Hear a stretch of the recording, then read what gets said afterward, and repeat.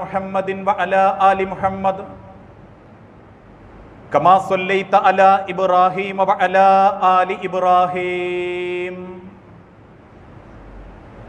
വബാരിക് അലാ മുഹമ്മദിൻ വഅലാ ആലി മുഹമ്മദ് കമാ ബാറക്ത അലാ ഇബ്രാഹീമ വഅലാ ആലി ഇബ്രാഹീം ഇന്നക ഹമീദും മജീദ്. അഊദു ബില്ലാഹി മിനശ് ശൈത്വാനിർ റജീം. ബിസ്മില്ലാഹിർ റഹ്മാനിർ റഹീം. യാ അയ്യുഹല്ലദീന ആമനുത്തഖുല്ലാഹ ഹഖ്ക തുഖാതിഹി വലാ തമൂതുന്ന ഇല്ലാ വഅൻതും മുസ്ലിമൂൻ. ബിസ്മില്ലാഹിർ റഹ്മാനിർ റഹീം. മിൻ ബഅദി വസിയ്യത്തിൻ യൂസാ ബിഹാ ഔ ദൈനിൻ ഗൈറ മുളാർ വസിയ്യത്തൻ മിനല്ലാഹ് വല്ലാഹു അലീമുൻ ഹലീം. റബ്ബി ഇശ്റഹ് ലി സുദ്രി വയസ്സിർ ലി അംരി. സ്നേഹാദരണീയരായ സത്യവിശ്വാസി വിശ്വാസിനി സുഹൃത്തുക്കളെ, സർവലോക രക്ഷിതാവായ അള്ളാഹുവിൻ്റെ നിയമങ്ങളും നിർദ്ദേശങ്ങളും അന്ത്യപ്രവാചകൻ മുഹമ്മദ് മുസ്തഫ റസൂലുള്ളാഹി സല്ലല്ലാഹു അലൈഹി വസല്ലമയുടെ ജീവിതചര്യകളും മരണം വരെ സ്വന്തം ജീവിതത്തിൻ്റെ എല്ലാ രംഗത്തും സൂക്ഷ്മതയോടെ സ്വീകരിക്കണമേ എന്ന് ആദ്യമായി ഉണർത്തുകയാണ്, വസിയത്ത് ചെയ്യുകയാണ്. മാതാപിതാക്കളോട് മക്കൾക്കുള്ള കടമയും മക്കളോട് മാതാപിതാക്കൾക്കുള്ള കടമയും നമ്മൾ ഓരോരുത്തരും മനസ്സിലാക്കി. പക്ഷേ ഇന്ന് ഒരുപാട് കുടുംബങ്ങൾ പരസ്പരം അകന്നും രക്തബന്ധങ്ങൾ പോലും തമ്മിലടിച്ചും ജീവിച്ചുകൊണ്ടിരിക്കുന്നു എന്നുള്ളതൊരു യാഥാർത്ഥ്യമാണ്. അതിനൊക്കെ ഒരു കാരണമാവാറുള്ളത് മരിച്ചുപോയ ഉമ്മയുടെയോ വാപ്പയുടെയോ സ്വത്ത് വീതിക്കുന്ന സമയത്താണ്, അഥവാ അനന്തര സ്വത്തിൻ്റെ പേരിലാണ്. അന്നുവരെ ഒരേ വീട്ടിൽ ഒരേ രക്തമാണെന്ന് തിരിച്ചറിഞ്ഞ ആളുകൾക്ക് പോലും രക്തബന്ധം നോക്കണ്ട എന്ന ചിന്തയിലേക്ക് എത്തിപ്പെടാറുള്ളത് അനന്തര സ്വത്തിൻ്റെ തർക്കത്തിൻ്റെ വിഷയത്തിലാണ്. പല കുടുംബത്തിലും മാതാപിതാക്കളുടെ മരണം മക്കളെ അകറ്റാനും ശത്രുവാക്കാനും പിന്നീട് വർഷങ്ങളോളം പകവെച്ച് ജീവിക്കാനും കാരണമാക്കുന്നുണ്ട് എന്നുള്ളതൊരു യാഥാർത്ഥ്യമാണ്. മറ്റു പല മക്കളോടും ചില മക്കൾ അനീതി കാണിച്ചും അതല്ലെങ്കിൽ സ്വത്തിൻ്റെ പേരിൽ സ്വാർത്ഥ മനോഭാവം പ്രകടിപ്പിച്ചും ചില ജ്യേഷ്ഠന്മാർ അനിയന്മാരെ പറ്റിച്ചും ചില പെങ്ങന്മാരുടെ ഭർത്താക്കന്മാർ സഹോദരങ്ങളെ പറ്റിച്ചും പല നിലക്കും സ്വത്തിൻ്റെ വിഷയത്തിൽ, അനന്തര സ്വത്തിൻ്റെ വിഷയത്തിൽ തന്ത്രം കാണിച്ചു വരുതിയിലാക്കുന്ന ആളുകളുണ്ട്. അതുകൊണ്ടാണ് ചിലരുടെ കുശാഗ്ര ബുദ്ധി കൊണ്ടും പച്ച മലയാളത്തിൽ പറഞ്ഞാൽ തറവേലത്തരം കാണിച്ചും ആർത്തി പിടിച്ച് സ്വത്തിൻ്റെ പിന്നാലെ സ്വത്ത് വേണം, സ്വത്തിൻ്റെ അപ്പുറത്തേക്ക് ബന്ധങ്ങൾക്കൊരു വിലയും കൊടുക്കാതെ കൊല്ലാനും കൊല്ലാൻ കൊട്ടേഷൻ കൊടുക്കാനും മരിച്ചാൽ പോലും എൻ്റെ മയ്യത്ത് കാണാൻ അവനെ അനുവദിക്കരുത് എന്ന് ഇസ്ലാമിൽ ഒരിക്കലുമില്ലാത്ത ചില വസിയത്തുകൾ പറയാനും ചില ആളുകളെ പ്രേരിപ്പിക്കുന്നത് ഇതേ സ്വത്തിൻ്റെ വിഷയമാണ്, അനന്തര സ്വത്തിൻ്റെ വിഷയമാണ്. അതുകൊണ്ട് തന്നെയാണ് വിശുദ്ധ ഖുർആനിൽ കൃത്യമായി അനന്തര സ്വത്ത് വിശദീകരിച്ചതുപോലെ മറ്റൊരു വിഷയവും ഇത്ര വ്യക്തമായി അല്ലാഹു തആല പരിചയപ്പെടുത്തിയിട്ടില്ല. വിശദമായി അല്ലാഹുവിന്റെ ഖുർആൻ അനന്തര സ്വത്തിനെ പറ്റി പരിചയപ്പെടുത്തുന്നുണ്ട്. സൂക്ഷിച്ചു ഉപയോഗിച്ചിട്ടില്ല എങ്കിൽ, സൂക്ഷിച്ച് വീതം വെച്ചിട്ടില്ല എങ്കിൽ, വീതം വെക്കുന്നിടത്ത് മധ്യസ്ഥന്മാര് ചമയുന്ന എളാപ്പമാരും അമ്മോമാരും മൂത്താപ്പമാരും നാട്ടിലെ കാരണവന്മാരും സൂക്ഷ്മതയോടെ ആ വിഷയത്തിൽ ഇടപെട്ടിട്ടില്ല എങ്കിൽ അതുകൊണ്ട് മാത്രം നരകത്തിന്റെ അവകാശികളായിത്തീരും. ഒരു വ്യക്തിയുടെ നരകം തീരുമാനിക്കുന്നിടത്ത് മധ്യസ്ഥത മതി. ഒരു വ്യക്തിയുടെ നരകം തീരുമാനിക്കുന്നിടത്ത് അനന്തരസ്വത്തിൽ അനാദരവ് കാണിക്കലും അക്രമം കാണിക്കലും ചെയ്താൽ മതി. അത് വാപ്പയാവാം, മക്കളാവാം, അതല്ലെങ്കിൽ കുടുംബക്കാരാവാം. അതുകൊണ്ട് തന്നെ അതീവ ഗൗരവത്തോടെ കൃത്യമായ ഒരു തീരുമാനത്തിന്റെ അടിസ്ഥാനത്തിൽ അഥവാ വിശുദ്ധ ഖുർആനിന്റെ വെളിച്ചത്തിൽ നമുക്കത് വീതിക്കാനും ആ വിഷയത്തിൽ ഇടപെടാനും സാധിക്കേണ്ടതുണ്ട്. ഇസ്ലാമിക ചരിത്രം പരിശോധിച്ചു നോക്കുമ്പോൾ ഈ ഒരൊറ്റ തെറ്റുമതി നരകാവകാശിയാവാൻ. ഉദാഹരണമായി, മരിക്കുന്നത് വരെ ചില വാപ്പാരും ഉമ്മാരും നിസ്കാരപ്പായ എഴുന്നേൽക്കാറില്ല, ഒരു വക്ത് നിസ്കാരം പോലും മാറ്റിവെക്കാറില്ല. തസ്ബീഹുമാലയും നിസ്കാരക്കുപ്പായവും മുസല്ലയുമായി പള്ളിയും വീടുമായി കഴിഞ്ഞുകൂടുന്ന വാപ്പാരോടും ഉമ്മാരോടും മരിക്കാൻ നേരത്ത് കൊടുക്കുന്ന വസിയത്ത് അഥവാ അനന്തര സ്വത്ത് ഒരൽപ്പം പേച്ചുപോയാൽ, നിങ്ങളെ തന്ത്രപൂർവം കുഴിയിൽ ഏതെങ്കിലും മക്കളിൽ ചാടിച്ചാൽ അത് മതി വാപ്പാരെ. വിവരമുണ്ടായ കാലഘട്ടത്തിൽ തിരിച്ചറിവോടെ എഴുതി വെക്കാത്തതിൻ്റെയും തിരിച്ചറിവോടുകൂടി അതിലെ സൂക്ഷ്മത കാണിക്കാത്തതിൻ്റെയും പേരിൽ ആ മാതാപിതാക്കളും കുറ്റവാളികളാവും എന്ന് വിശുദ്ധ ഖുർആനിലൂടെ അല്ലാഹു തആല ഓർമ്മപ്പെടുത്തിയിട്ടുണ്ട്. അതുകൊണ്ട് തന്നെ ആ വിശുദ്ധ ഖുർആനിന്റെ വെളിച്ചത്തിൽ പ്രവാചകൻ ഓർമ്മപ്പെടുത്തിയതും അനന്തര സ്വത്ത് വീതിക്കുന്നിടത്ത് 3 പേരെ നമുക്ക് തെരഞ്ഞെടുക്കാം. 1, വീതിക്കുന്ന മക്കൾ.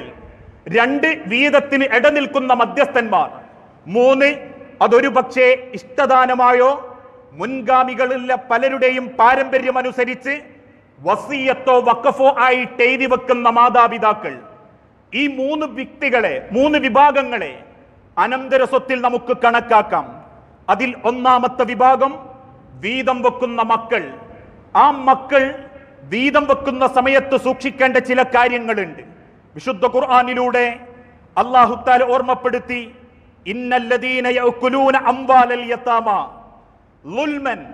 ആരെങ്കിലും അക്രമത്തോടുകൂടി അഥവാ അർഹമല്ലാത്ത രീതിയിൽ ഏതെങ്കിലും യതീം മക്കളുടെ ഭക്ഷണം, അവന്റെ സ്വത്ത് തിന്നാൽ, ഇന്നമാ യഅകുലൂന ഫീ ബുതൂനിഹിം നാറ, അവന്റെ വയറ് നിറയ്ക്കുന്നത് നരകത്തിന്റെ തീയാണ്. എന്നിട്ട് റബ്ബ് ഓർമ്മപ്പെടുത്തി, വസയസ്ലൗന സഈറ, ലോകം കണ്ട ഏറ്റവും നിന്ദ്യകരമായ ഒരു മടക്കം, മരണം, അതായിരിക്കും അനാഥകളുടെ സ്വത്ത് തിന്നവന് അല്ലാഹു തആല ഒരുക്കി വെച്ചിട്ടുള്ളത്.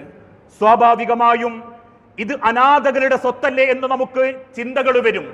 പക്ഷേ എൻ്റെ വാപ്പ മരിച്ചാൽ ഞാൻ അനാഥനാ, എൻ്റെ പെങ്ങൾ അനാഥയാ, എൻ്റെ അനിയന്മാര് അനാഥരാ. അനാഥത്വം ചെറുപ്പത്തിൽ മാത്രമല്ല, വലുതായാലും അനാഥത്വം തന്നെയാ. എൻ്റെ വാപ്പ മരിച്ചപ്പോ ആ സ്വത്ത് വീതം വെക്കുന്ന മൂത്ത ജ്യേഷ്ഠനാണ് ഞാനെങ്കിൽ എൻ്റെ അനിയന്മാരെ അനാഥകളായിട്ട് ഞാൻ കണക്കാക്കണം.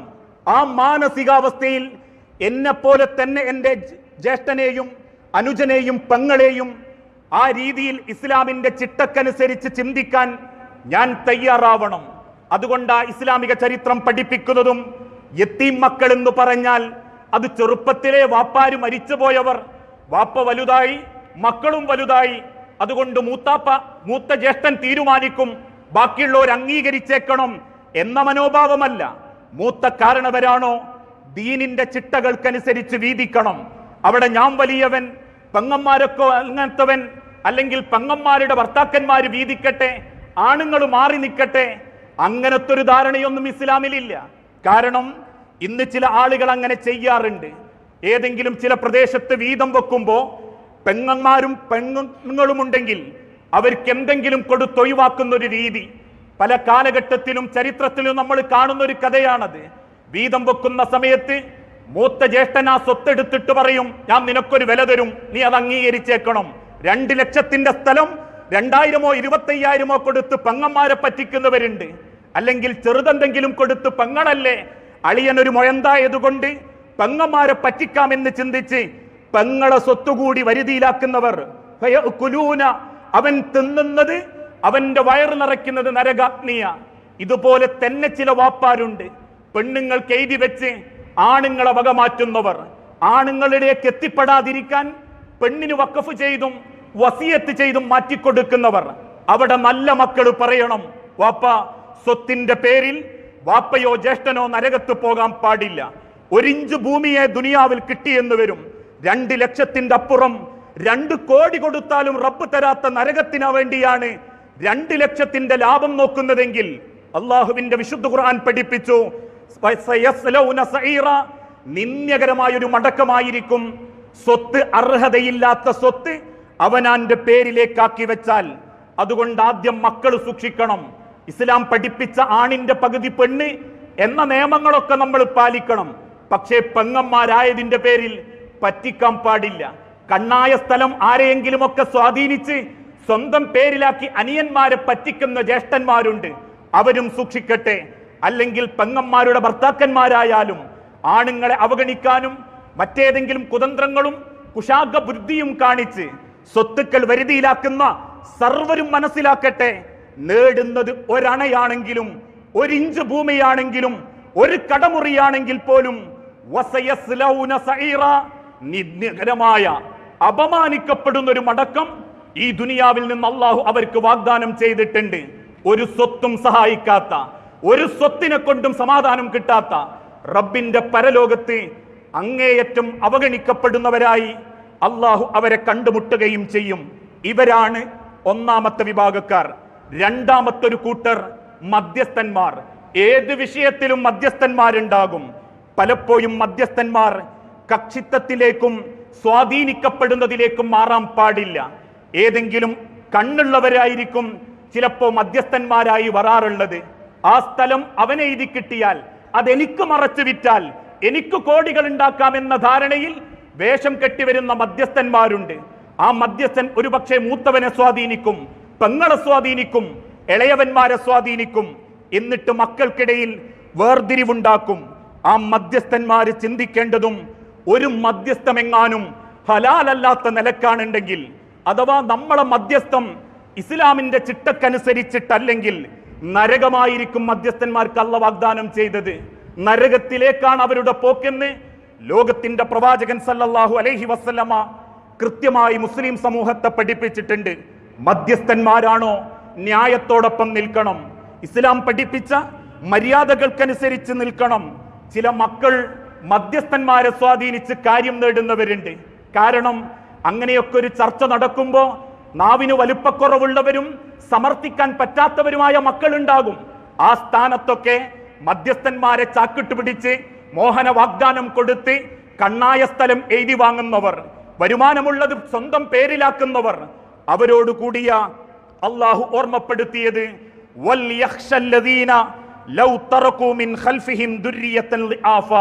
നിങ്ങളെങ്ങാനും ഏതെങ്കിലും വിഷയത്തിൽ ഒരു മധ്യസ്ഥത്തിന് പോകുന്നുണ്ടെങ്കിൽ മധ്യസ്ഥരെ വൽയഖ്ശ, നിങ്ങൾ ഭയപ്പെടണം, നിങ്ങൾ പേടിക്കണം.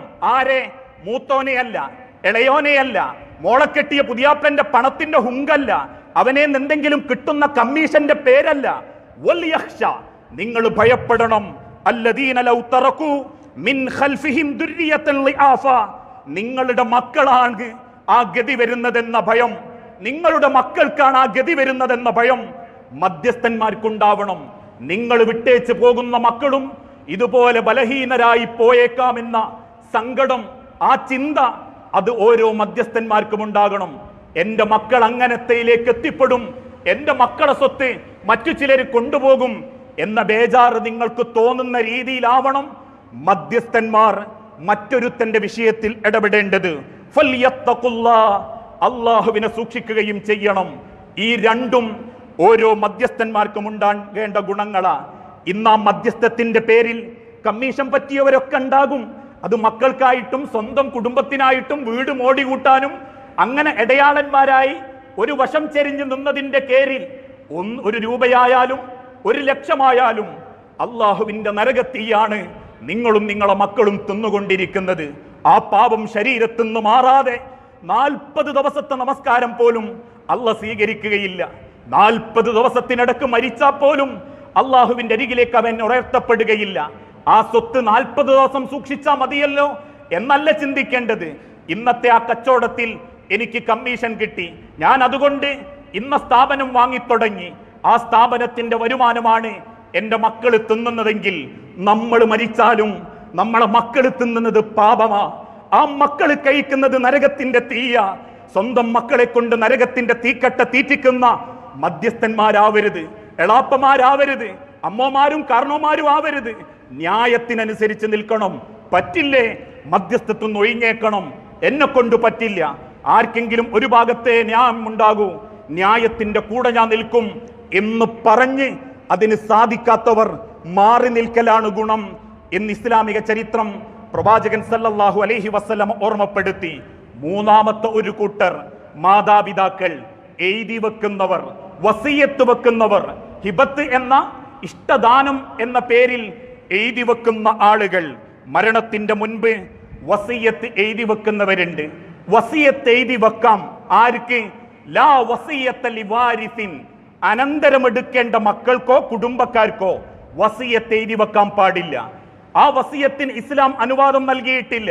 വസിയത്ത് ആദ്യം അനുവാദം നൽകിയത് ഈ ആയത്ത്, വാരിസിന്റെ ആയത്ത്, അനന്തര സ്വത്തിന്റെ ആയത്ത് ഇറങ്ങുന്നതിന്റെ മുൻപായിരുന്നു വസിയത്ത് കുടുംബത്തിൽ അനന്തരത്തിന്റെ പേരിൽ എഴുതി വെക്കുന്നത് അനുവദിക്കപ്പെട്ടത്. എന്നാൽ പിന്നീട്, അഥവാ ഇസ്ലാമിന്റെ തുടക്ക കാലഘട്ടത്തിൽ മരിക്കുന്ന വാപ്പാന്റെ വസിയത്ത്, അനന്തര സ്വത്ത് ഇന്ന കണക്ക് എന്ന നിലക്ക് അവതരിക്കപ്പെട്ടിട്ടില്ല. അന്ന് മരണത്തിന്റെ മുൻപ് ചില വാപ്പാര് പറയുമായിരുന്നു, ആ തൊടി അവന്, ഈ പറമ്പ് ഇവന് എന്ന നിലക്ക് വസിയത്ത് പറയും. എന്നാൽ വാരിസിന്റെ അനന്തര സ്വത്തിന്റെ ആയത്തിറങ്ങിയതിന് ശേഷം അനന്തരം എടുക്കേണ്ട മക്കൾക്ക് മരണത്തിന്റെ മുൻപ് ഒരു വാപ്പ വസിയത്ത് ചെയ്യാൻ ഇസ്ലാം അനുവാദം നൽകിയിട്ടില്ല. എന്നാൽ ആ വാപ്പാക്ക് വസിയത്ത് ചെയ്യാം. സ്വത്തിന്റെ 1/3 ഫീ സബീലില്ലാ, അള്ളാഹുവിന്റെ മാർഗത്തിൽ. ആ സ്വത്തിന്റെ 1/3 അയാൾക്ക് എന്ത് ചെയ്യാം? ഇത് ഇന്ന പള്ളിക്ക്, ഇന്ന സ്ഥാപനത്തിന്, അല്ലെങ്കിൽ ഇന്ന വ്യക്തിക്ക്, അനന്തരമെടുക്കാത്ത വ്യക്തിക്ക് എന്ന നിലക്കൊക്കെ വസിയത്ത് ചെയ്യാമെന്നല്ലാതെ അനന്തരമെടുക്കുന്ന മക്കൾക്ക് വസിയത്ത് എഴുതി കൊടുക്കാൻ ഇസ്ലാം അനുവാദം നൽകിയിട്ടില്ല. എന്നാൽ കൊടുക്കാം ഹിബത്ത് എന്ന നിലക്ക്. ഹിബത്ത് എന്നാൽ ഇഷ്ടദാനമായിക്കൊണ്ട്. ആ ഇഷ്ടദാനം എഴുതി കൊടുക്കുമ്പോൾ മറ്റുള്ള മക്കൾ അറിയാതെ കൊടുക്കാനും പാടില്ല. മൂത്തവനായ എനിക്ക് വാപ്പ ഇഷ്ടദാനമായി 10 സെന്റ് തന്നിട്ടുണ്ടെങ്കിൽ എൻ്റെ 2 അനിയന്മാരെയും എൻ്റെ പെങ്ങളെയും വാപ്പയത് ബോധ്യപ്പെടുത്തണം. അല്ലെങ്കിൽ വാപ്പാന്റെ മരണശേഷമാണ് ആ ഇഷ്ടദാനത്തിന്റെ തെളിവ് പുറത്തു വരുന്നതെങ്കിൽ മക്കൾ എന്നോട് പകക്കാരാവും, ഞങ്ങൾ തമ്മിൽ തെറ്റും, അതിന്റെ പേരിൽ കുടുംബത്തിൽ പ്രശ്നങ്ങൾ ഉണ്ടാവും. അതില്ലാതിരിക്കാൻ വാപ്പാർക്ക് പറയാം, ഞാൻ ഇത് അവന്, മൂത്ത മകന് ന്യായമായ കാരണത്തിന്റെ പേരിൽ ഇഷ്ടദാനം കൊടുത്തിട്ടുണ്ട്. എങ്ങനെയൊക്കെ? ഒരു ഉദാഹരണമായിട്ട് പറയാം. വാപ്പ രോഗിയായി കിടപ്പിലായി. 2 പെങ്ങന്മാരെ കെട്ടിച്ചത് മൂത്ത ജ്യേഷ്ഠന. അയാളുടെ അധ്വാനത്തിന്റെ ഭൂരിഭാഗവും അയാൾ ഉപയോഗിച്ചത് പെങ്ങന്മാർക്ക് വേണ്ടിയാ, അല്ലെങ്കിൽ ആ അനിയന്മാരുടെ കച്ചവടമൊക്കെ ഒന്ന് നല്ല രീതിയിൽ എത്തിക്കാൻ വേണ്ടി.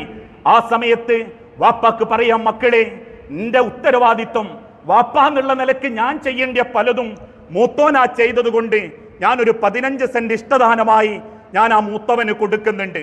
മറ്റുള്ള മക്കൾ അത് അംഗീകരിക്കണം. ആ രീതിയിൽ അവരെ ബോധ്യപ്പെടുത്തണം. അവരറിയാത്ത നിലക്ക് അങ്ങനെ ഒരു തന്ത്രത്തിലൂടെ കൈവശപ്പെടുത്താൻ മക്കൾക്കോ, ഒരു മക്കളോട് പക്ഷപാതിത്വം കാണിച്ച് എഴുതി വെക്കാൻ മാതാപിതാക്കൾക്കോ അല്ലാഹ് അർഹത നൽകിയിട്ടില്ല, അവകാശം നൽകിയിട്ടില്ല. എന്ത് ചെയ്യുന്നതും നീതിപൂർവമായിരിക്കണം.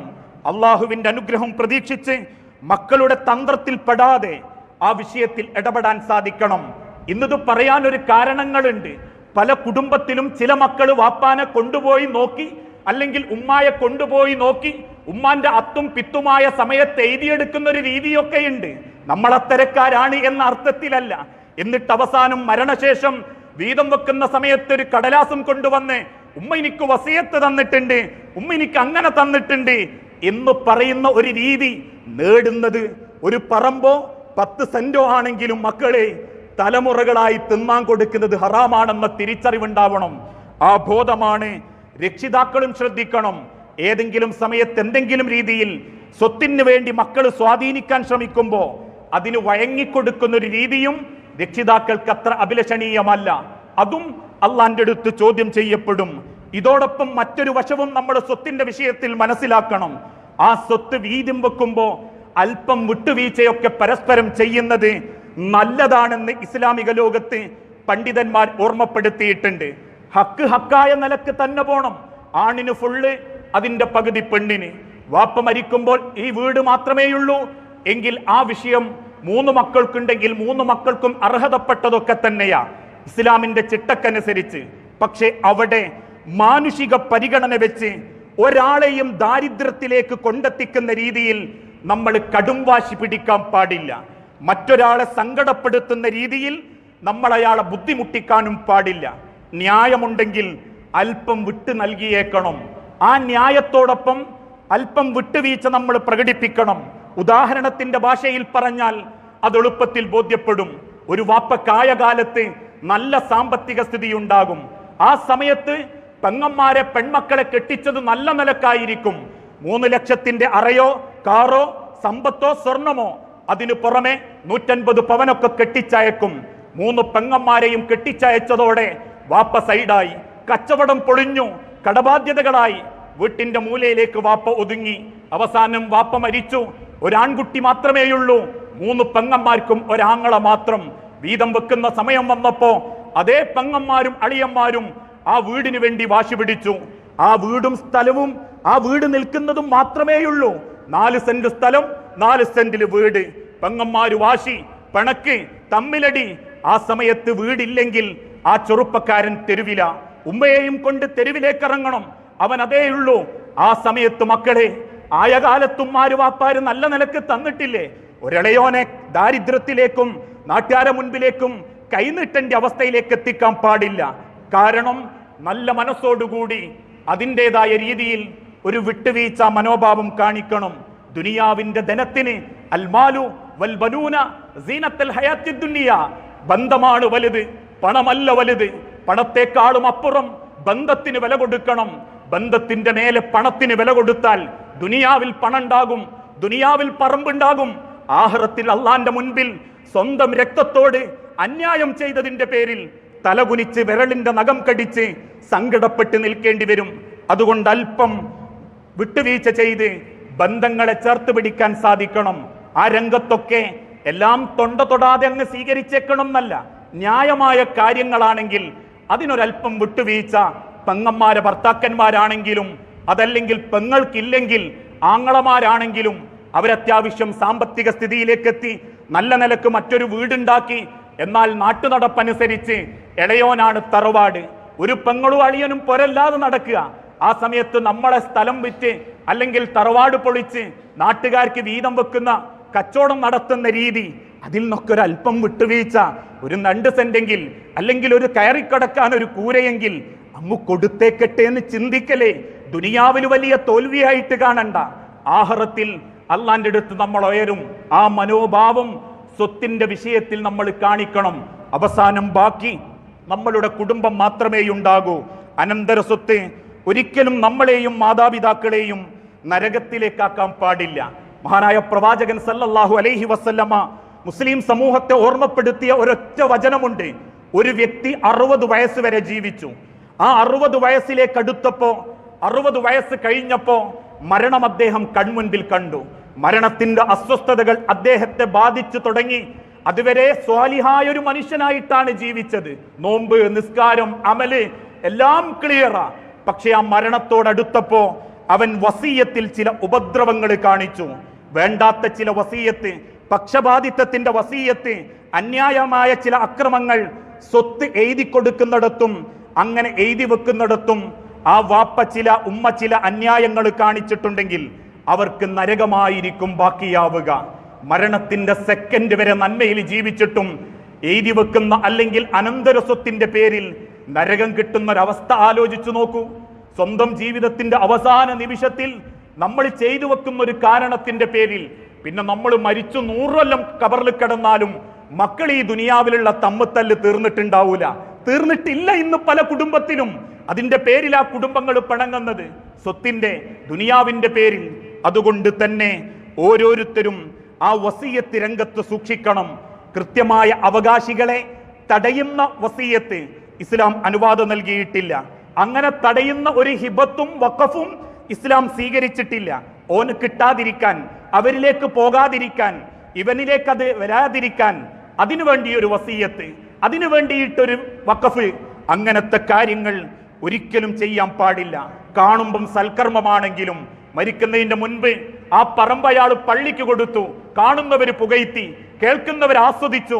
അവന്റെ സൽക്കർമ്മത്തെ വാനോളം പുകഴ്ത്തി. പക്ഷെ പിന്നിലുള്ള തന്ത്രം, ആ മുതല് മൂത്തവനിലേക്ക് പോകരുത്, ആ മുതല് ഈ മക്കളിലേക്ക് എത്തരുത്. ചെയ്യുന്നത് സൽക്കർമ്മമാണെങ്കിലും അന്യായമായിട്ടാണ് എഴുതി വെക്കുന്നതെങ്കിൽ മിൻ ബഅദി വസിയ്യത്തിൻ യൂസാ ബിഹാ ഔ ദൈനിൻ ഗൈറ മുളാരിൻ, ഉപദ്രവമായിട്ടാണ്, ഉപദ്രവമല്ലാത്ത നിലക്കാണ് നിങ്ങളത് എഴുതി വെച്ചതെങ്കിൽ അത് മക്കൾക്ക് നടപ്പിലാക്കാം. ഉപദ്രവമായിട്ടാണ് ചെയ്തു വെച്ചതെങ്കിൽ അള്ളാഹ് ഓർമ്മപ്പെടുത്തുന്നു, നിങ്ങൾ എഴുതി വെച്ചത് നിങ്ങൾക്കേ ഓർമ്മയുള്ളൂ എങ്കിൽ നിങ്ങളെ വാഴ്ത്താൻ 100 ആളുണ്ടായാലും നിങ്ങളെ മനസ്സറിയുന്ന റബ്ബ് പറയുന്നു വസിയ്യത്തും മിനല്ലാഹ്, അള്ളാന്റെ ഒരു വസിയ്യത്തുണ്ട്, അള്ളാഹ് പറയുന്ന ഒരു വസിയ്യത്തുണ്ട്. വല്ലാഹു അലീമുൻ ഹലീം, എല്ലാം അള്ളാഹ് അറിയുന്നുണ്ട്, എല്ലാം അള്ളാഹ് കാണുന്നുണ്ട്.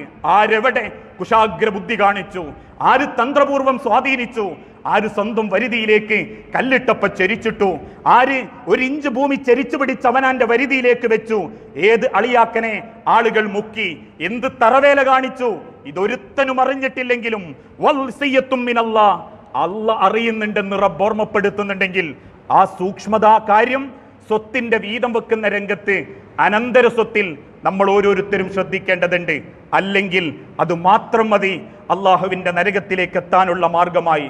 അള്ളാഹു തആല ദീനിനെ നെഞ്ചോട് ചേർത്ത് റബ്ബിന്റെ മാർഗത്തെ സ്വീകരിക്കുന്ന യഥാർത്ഥ വിശ്വാസികളിൽ നമ്മളെല്ലാവരെയും ഉൾപ്പെടുത്തി അനുഗ്രഹിക്കുമാറാകട്ടെ.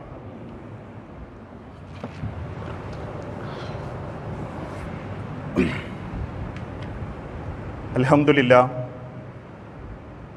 വസ്സലാത്തു വസ്സലാമു അലാ റസൂലിൽ അമീൻ വഅലാ ആലിഹി വഅസ്ഹാബിഹി അജ്മഈൻ, അമ്മാ ബഅദ്. യാ അയ്യുഹന്നാസ് ഊസീകും ഇയ്യായ അവ്വലം ബിതഖ്വല്ലാഹ്.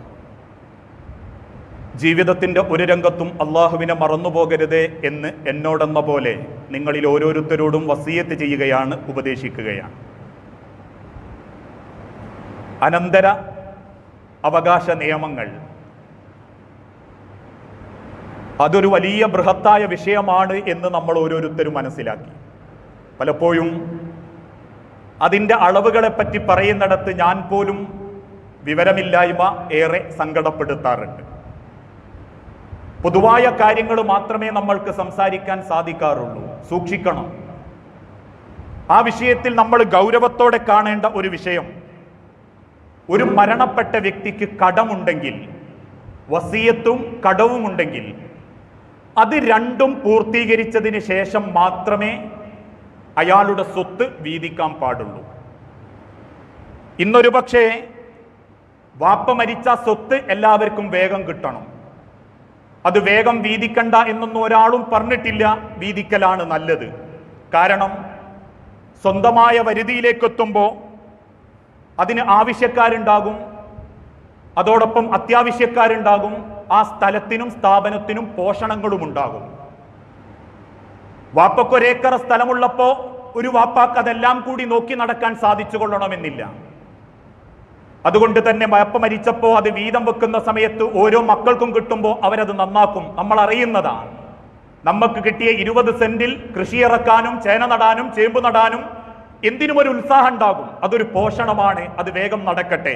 അതുകൊണ്ട് മരണപ്പെട്ട ആളുകളുടെ സ്വത്ത് വീതിക്കലാണ് നല്ലത്. എന്നാൽ ചില മക്കൾക്ക് അതിന് ആവശ്യം ഉണ്ടായിക്കൊള്ളണമെന്നില്ല. ആ മക്കള് സാമ്പത്തികമായി നല്ല നിലയിലായിരിക്കും. അതുകൊണ്ട് അവർ പറയും നിൽക്കട്ടെ നിൽക്കട്ടെ. അങ്ങനെ ഒരു അത്യാവശ്യക്കാരനെ മറന്നുകൊണ്ട് അത് വീതിക്കാതെ നീട്ടിക്കൊണ്ടുപോകുന്നത് ഒരിക്കലും അനുവദനീയമല്ല എന്ന് മഹാനായ പ്രവാചകൻ സല്ലല്ലാഹു അലൈഹി വസല്ലം ഓർമ്മപ്പെടുത്തിയിട്ടുണ്ട്. നമ്മൾക്കാവശ്യമില്ലെങ്കിലും അതാഗ്രഹിക്കുന്ന അനന്തരാവകാശികൾ കൂടെയുണ്ടെങ്കിൽ അവരെ പരിഗണിക്കണമെന്നാണ് ഇസ്ലാം ലോകത്തെ പഠിപ്പിച്ചത്. എങ്കിൽ അവർക്ക് ആ വിഷയത്തിൽ ഒരു ജീവിതം കിട്ടും. ആ മകൻ ആ സ്വത്ത് കിട്ടിയാൽ അവന്റെ ജീവിതം നല്ല നിലക്കാകുമെങ്കിൽ അവന് കൊടുക്കണം. നിങ്ങൾ അവിടെ മുടന്ത് ന്യായങ്ങൾ പറഞ്ഞ് നീട്ടി അവസാനം അവൻ മരിച്ച് അവന്റെ മക്കൾക്ക് പിന്നെ വേണ്ടിയല്ലോ എന്ന രീതിയിലൊക്കെ തന്ത്രം പ്രയോഗിക്കുന്നവരുണ്ട് സ്വത്തിൽ. അതുകൊണ്ട് സൂക്ഷിക്കണം. നമ്മളെ കൂട്ടത്തിൽ നമ്മളെ പിടിവാശി കൊണ്ട് സ്വത്ത് അർഹതപ്പെട്ടവരിലേക്ക് എത്താത്ത ഒരവസ്ഥ ഉണ്ടാകാൻ പാടില്ല. രണ്ടാമതൊരു വിഷയം, മരിച്ച വാപ്പാന്റെ ഉമ്മാന്റെയൊക്കെ സ്വത്ത് അതല്ലെങ്കിൽ കടം പള്ളിയിൽ നിന്ന് ഏറ്റെടുക്കാൻ എല്ലാവർക്കും തിരക്കാം. അത് മൂത്തവൻ ഏറ്റെടുത്തു, ഇളയവൻ ഏറ്റെടുത്തു. അവസാനം വീതം വെപ്പൊക്കെ കഴിഞ്ഞപ്പോൾ മൂത്തവനോട് ചോദിച്ചപ്പോൾ മൂത്ത മക്കൾ പറയും വീതം വെച്ചപ്പോ എല്ലാവർക്കും ഒരുപോലെയാ കിട്ടിയത്, നിങ്ങൾ ഇളയോനോട് ചോദിക്കി. ഇളയോൻ പറയും നിങ്ങൾ പെങ്ങളോട് ചോദിക്കി, അവർക്ക് കിട്ടിയതുപോലെ എനിക്കും കിട്ടിയിട്ടുള്ളൂ. അവസാനം മരിച്ച വാപ്പാൻ ആർക്കും വേണ്ട, വാപ്പാന്റെ കബറ് നന്നാവണമെന്നും വേണ്ട, സ്വത്ത് കിട്ടിയേച്ചാ മതി. അതില്ലാതിരിക്കാനാ ആദ്യം ആ സ്വത്ത് എടുത്തിട്ട് വാപ്പാന്റെയും മാന്റെയും കടം വീട്ടണം. അത് വാപ്പാര് പറയണം മക്കളോട്, എന്റെ മുതൽ വീതിക്കുന്നതിന്റെ ഇടയ്ക്ക് എനിക്ക് കടമുണ്ടെങ്കിൽ അത് വീതിക്കണം, അത് എഴുതി വെക്കണം, വെച്ചിട്ടുണ്ട് അത് കൊടുക്കണം. കാരണം നഫ്സുൽ മുഅ്മിനി മുഅല്ലഖത്തുൻ, ഒരു മുഅ്മിനിന്റെ ശരീരം കബറിൽ വെന്തുകൊണ്ടിരിക്കും, അവന്റെ ശരീരത്തിന്റെ തൊലിങ്ങനെ വെന്തുകൊണ്ടിരിക്കും. ഹത്താ യുഖ്ളാ അദ്ദൈൻ, അവൻ കടം വീട്ടുന്ന കാലം വരെ. അതുവരെ അവന്റെ കബറിൽ അവന്റെ തൊലിങ്ങനെ പതച്ചോണ്ടിരിക്കും. അതിനു പുറമെ കബറിലെ ശിക്ഷ വേറെ ഉണ്ടാകും. അതുകൊണ്ട് സ്വന്തം വാപ്പാനെ സ്നേഹിക്കുന്ന മക്കൾ ചെയ്യേണ്ടത്, വാപ്പാക്ക് കടണ്ടെങ്കിൽ അത് വേഗം വീട്ടല. ചില ആൾക്കാർ ഏറ്റെടുക്കാൻ ഉഷാറ് കാണിക്കെങ്കിലും പിന്നെ അതിലൊന്നും വലിയ ശുഷ്കാന്തി കാണിച്ചിട്ടില്ല എങ്കിൽ അത് വാപ്പാന്റെ മുതൽ അനുഭവിക്കുമ്പോൾ ഒരർഹതയില്ല വാപ്പാന്റെ മുതൽ നമുക്ക് അനുഭവിക്കാൻ. ആദ്യം വാപ്പാന്റെ കബറൊന്ന് തണുപ്പിച്ചു കൊടുക്കണം. ആ രീതിയിലാവണം നമ്മൾ ചിന്തിക്കേണ്ടത്. അങ്ങനെയുള്ള നല്ല മക്കളാവാനും സ്വത്ത് വിഷയത്തിൽ ദുനിയാവ് ചെറുതാണെന്നും ആഖിറം വലുതാണെന്നും ചിന്തിക്കുന്ന നല്ല മുഅ്മിനീങ്ങളായി ജീവിക്കാൻ അള്ളാഹു നമുക്ക് ഓരോരുത്തർക്കും തൗഫീക്ക് നൽകുമാറാകട്ടെ. അള്ളാഹുവെ, അറിഞ്ഞും അറിയാതെയും ഒരുപാട് തെറ്റുകുറ്റങ്ങൾ സംഭവിച്ചു പോകുന്നുണ്ട് നാഥ. എല്ലാ തെറ്റുകുറ്റങ്ങളും പുറത്തു മാപ്പാക്കി നിന്റെ സ്വർഗപ്പൂങ്കാവനത്തിൽ ഇതേ രൂപത്തിൽ നീ ഞങ്ങളെ ഒരുമിപ്പിച്ചു കൂട്ടണമേ. അള്ളാഹുവേ, ഈ മാരക രോഗത്തിന്റെ പേരിൽ ഏറെ പ്രയാസപ്പെടുന്ന ആളുകളുണ്ട്. ജോലി നഷ്ടപ്പെട്ടവർ, അസുഖം കൊണ്ടേറെ ബുദ്ധിമുട്ട് അനുഭവിക്കുന്നവർ, നാഥ സാമ്പത്തികമായി പൊളിഞ്ഞു പോകുന്നവർ, എല്ലാവർക്കും സമാധാനവും സ്വസ്ഥതയും നൽകി സന്തോഷമുള്ളൊരു ജീവിതം ഇഹലോകത്തും പരലോകത്തും നീ പ്രദാനം ചെയ്യണമേ. മക്കളില്ലാതെ സങ്കടപ്പെടുന്ന ഇണകൾക്ക് മക്കൾ എന്ന അനുഗ്രഹം നൽകി ഓരോ ഇണകളോടും നീ കാരുണ്യം കാണിക്കണമേ. സ്വന്തം മക്കളെ കൊണ്ട് വേദനിക്കുന്ന മാതാപിതാക്കളുണ്ട്, മാതാപിതാക്കൾ കാരണം സങ്കടപ്പെടുന്ന മക്കളുമുണ്ട്. നാഥ, ദീനിൽ ഉറച്ചു നിന്ന് പരസ്പരം സ്നേഹത്തോടെ ജീവിച്ചു തീർക്കാൻ ഞങ്ങൾക്ക് ഓരോരുത്തർക്കും നീ തൗഫീക്ക് നൽകണമേ. റബ്ബനാ തഖബ്ബൽ മിന്നാ ഇന്നക അൻത സമീഉൽ അലീം വതുബ് അലൈനാ ഇന്നക അൻത തവ്വാബുർ റഹീം. അല്ലാഹുമ്മ അജ്ർനാ മിനൻ നാർ, അല്ലാഹുമ്മ അജ്ർനാ മിനൻ നാർ, അല്ലാഹുമ്മ അജ്ർനാ മിനൻ നാർ.